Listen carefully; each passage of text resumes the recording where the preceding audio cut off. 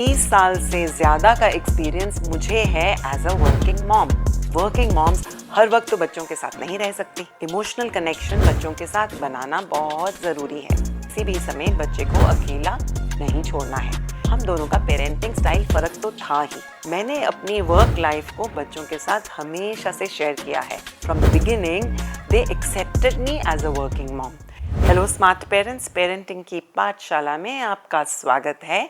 और आइए इस एपिसोड में हम बात करेंगे 6 आसान से ऐसे तरीके जिससे वर्किंग मॉम्स की पेरेंटिंग जर्नी कुछ आसान बन जाए। पिछले 30 सालों से मैं एक टीचर भी रह चुकी हूँ, प्रिंसिपल भी हूँ, कॉर्पोरेट सेक्टर का भी मुझे एक्सपोजर है।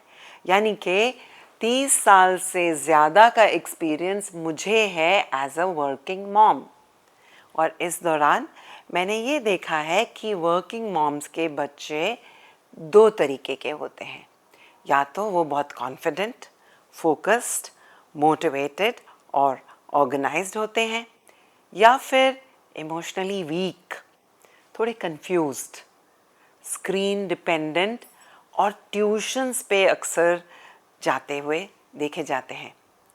तो अगर मैं सोचूं कि फ़र्क क्या है और क्या करने से बच्चे जो हैं स्मार्ट, कॉन्फिडेंट, फोकस्ड और गोल ओरिएंटेड बन सकेंगे, तो मुझे अपनी 30 साल की जर्नी याद आ जाती है।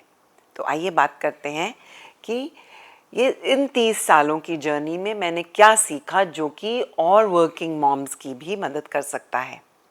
तो पहली चीज़, इमोशनल कनेक्शन बच्चों के साथ बनाना बहुत ज़रूरी है। अब वर्किंग मॉम्स हर वक्त तो बच्चों के साथ नहीं रह सकती, but the trick is show up where it matters most. और मैंने भी यही किया। मतलब after school conversation, how was your day, हमारे घर में एक नॉर्मल रूटीन था। उस दौरान मुझे पता चल जाता था कि what were the highs and lows of my children during the school time. ये एक बहुत बड़ा बॉन्डिंग फैक्टर था। दूसरी चीज़, मील टाइम्स तो हमारे घर में इकट्ठे ही होते थे। सारी फैमिली इकट्ठे बैठ के गपशप करती थी, बात करती थी, थोड़ी लड़ाई झगड़ा, नोक झोंक, और ये टाइम हम सब इकट्ठे मिलकर we use to look forward to it. Third thing, whenever जब मेरे बच्चे किसी एक्स्ट्रा करिकुलर एक्टिविटी में पार्टिसिपेट कर रहे होते थे, तो वो हमारी इकट्ठी जर्नी होती थी लर्निंग की। अगर वो कंपटीशन था तो हम इकट्ठे मिलकर कंपटीशन की तैयारी करते थे। अगर वो किसी स्पोर्ट्स की तरफ जाते थे तो उसकी ड्रॉपिंग एंड पिकिंग मैं ज़रूर करती थी। एंड उस समय ड्रॉपिंग एंड पिकिंग में उनसे बातचीत में मेरा बहुत एक मज़ेदार सा बॉन्ड बनता गया। और आखिरी चीज़, हर पीटीएम पे बच्चों की मैं ज़रूर गई।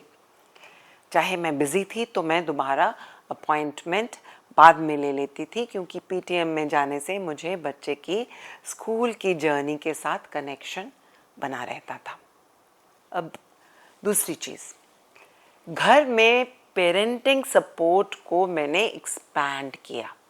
मेरे साथ मेरे इन लॉज थे, तो जिस समय मैं बच्चों के साथ नहीं होती थी तो मेरे इन लॉज उनके साथ होते थे। आइडिया ये था किसी भी समय बच्चे को अकेला नहीं छोड़ना है, घर का कोई ना कोई सदस्य उनके हमेशा साथ रहेगा। पर वन ट्रिक, जब भी मेरे बच्चे मेरे इन लॉज के पास होते थे, I never tried to dictate their parenting style as per mine. हम दोनों का पेरेंटिंग स्टाइल फ़र्क तो था ही, but that was acceptable to me. I was actually very grateful, और मुझे I was so thankful to them for sharing the role of parenting with me. तो जिस समय वो दादी दादा के साथ होते थे तो मैं बच्चों को बिल्कुल उनके साथ ही छोड़ देती थी, और उनके खाने पीने, उठने बैठ पे बिल्कुल भी इंटरफेयर नहीं करती थी। हर समर ब्रेक में मेरे बच्चे अपने नानी नाना के पास समय बिताने चले जाते थे। So that was another time when they learn to become independent of me, और वो अपने आप में सेल्फ सफिशिएंसी सीखने लगे। ग्रैंड पेरेंट्स का प्यार बच्चों को इमोशनल स्टेबिलिटी एंड सिक्योरिटी दे देता है। अब तीसरी चीज़, उनका अपना कमरा उनकी एक क्रिएटिव स्पेस था। They used to love spending time within their own room. उनके कमरे में उनके इंटरेस्ट की बहुत सारी एक्टिविटी कॉर्नर्स थे, कुछ बुक्स थी वो भी उनके चॉइस के, उनको कलर्स को लेके के साथ खेलना बहुत पसंद था। उनको बिल्कुल अलाउड था कि वो अपनी अलमारी को किस तरह से सजाएं, उनको ये भी अलाउड था कि वो दीवार पे क्या वो पेंट करें, क्या डिज़ाइन बनाएं। इन सब चीज़ों में मैंने उनको बहुत सपोर्ट किया। एक चीज़ और, उनके कमरे में एक इंडिपेंडेंट टेलीविज़न हमने नहीं लगाया। ये तो तय था कि television time will be family time और हमारा सारा परिवार इकट्ठे मिलकर टीवी देखता था। अब चौथी चीज़, सेल्फ स्टडी की आदत मैंने उन्हें बचपन से ही डाली। ट्यूशन्स की तरफ उनका ध्यान बिल्कुल नहीं जाने दिया। सेल्फ स्टडी करते करते I was around them to support them, but इस चीज़ का मैंने खास ध्यान दिया कि मैं उनको बैठकर नहीं पढ़ाऊँगी। अगर कोई प्रॉब्लम आए या उनको प्लान करने में हेल्प चाहिए तो वो मैं उनकी कर देती थी। मैं उनकी स्टडिंग जर्नी में एंगेज्ड ज़रूर थी, लेकिन मैंने उनको अपने ऊपर पढ़ने के लिए डिपेंडेंट नहीं बनाया। बल्कि आज तक मैंने कभी भी ना उनका कोई प्रोजेक्ट किया, ना उनका कोई होमवर्क करने की कोशिश की। ये करने से बच्चे they were more in control of themselves and उनको पढ़ाई करने में अपने आप मज़ा आने लगा। और पांचवी चीज़, जब भी उनके फ्रेंड्स हमारे घर पर आए, they were welcomed with open arms. Hospitality was extended to them and उन बच्चों को हमारे घर आना बहुत पसंद था, क्योंकि उनकी मनपसंद खाने की चीज़ें, उनके खेलने का सामान and space was created for them to make them feel warm and comfortable in the hospitality of our house. And sixth thing, बहुत ज़रूरी, मैंने अपनी वर्क लाइफ को बच्चों के साथ हमेशा से शेयर किया है।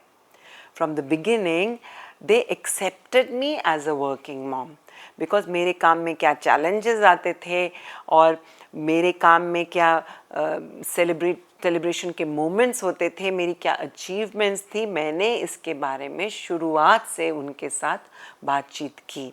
बल्कि क्योंकि मैं टीचिंग लाइन में हूँ तो मैंने अक्सर बच्चों से ज़रूर एडवाइस भी ली कि आजकल के बच्चों के साथ कनेक्ट करने के लिए हम लोगों को अपने थॉट्स और माइंडसेट्स में क्या क्या चेंजेस लाने होते हैं। तो इस तरह से एक 6 आसान से तरीके से मेरी पेरेंटिंग की जर्नी बहुत अच्छी रही और एज अ वर्किंग मॉम मुझे पता भी नहीं चला कि मेरे बच्चे बड़े हो गए और आज के time they are both married and I am also a grandmother. So as a working mom आप क्या करते हो and what works for you and how do you keep yourself guilt free by being fully present at work and being fully present at home with your children. कुछ अपने tips आप comment box में लिख डालिए and do share this video with another working mom who may need help. Thank you for watching.